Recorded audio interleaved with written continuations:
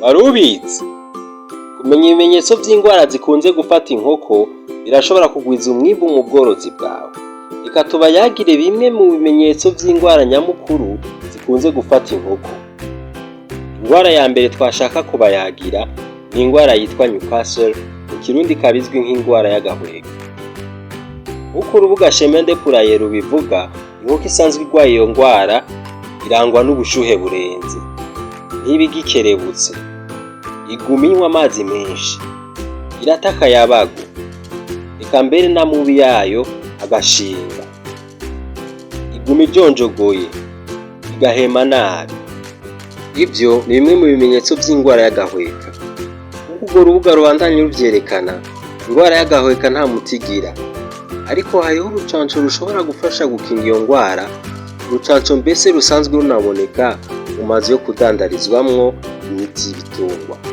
Ikindi umworozi ashobora gukora Hamwe yobona ibimenyetso vy'iyo ngwara ku nkoko yiwe, nuko yoca yihutira gukumira iyo nkoko kugira ngo ntiyanduze izindi. Ingwara ya kabiri twashaka kubayagira ni ingwara ya malege. Iyo ngwara ya malege ntibonekeza kenshi, ariko ni ingwara yandukira cyane. Akaba ari ingwara itaririzwi cyane, ariko birashoboka yuko ifata n'inkoko zikuze. Mbega iyo nayo woyimenyera kuki? Iyo ngwara ya malege irangwa n'ibivyimba vyibonekeza mu bihimba vy'imbere. Inkoko igenda iradadarara, igahema nabi, umuhogo uravyimba, inkoko kandi irahindura ibara ry'amaso yayo. Ingwara ya gatatu twashaka kubabwira ibimenyetso biyiranga ni ingwara yitwa coccidiose, mu Kirundi tumenyereye kwitwa inzoka. Ni ingwara ibangamira inkoko igafatira mu mara.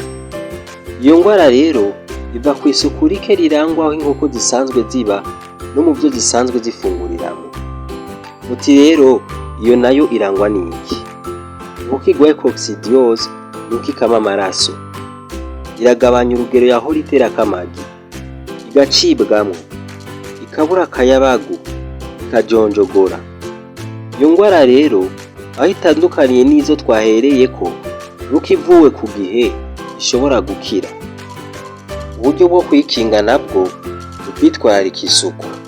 Uko isuku ititwararitswe neza, inkoko zirahona.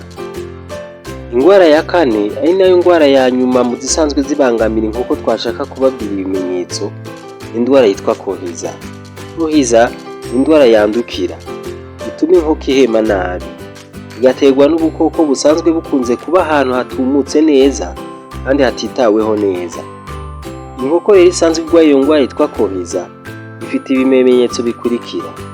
Ikimenyetso ca mbere ni uko amaso yayo aravyimba, igahema bigoye, iragira ibintu bimeze nk'ibiseru biva mu myenge y'amazuru yayo, iracibwamwo, eka mbere irata n'ibiro. Ukaba utunze inkoko ukabona ivyo bimenyetso ku nkoko yawe, gerageza urondere umuganga w'ibitungwa, arashobora guca ayikuvurira igakira bidatevye. Birahambaye kandi gukumira inkoko yerekanye ibimenyetso nk'ivyo kugira ntiyanduze izindi. Ikindi kandi gihambaye utegerezwa gukora ni gukorera inzu yahora ibamwo iyo nkoko kugira ngo urwanye ubwo bukoko busanzwe buteza iyo ngwara.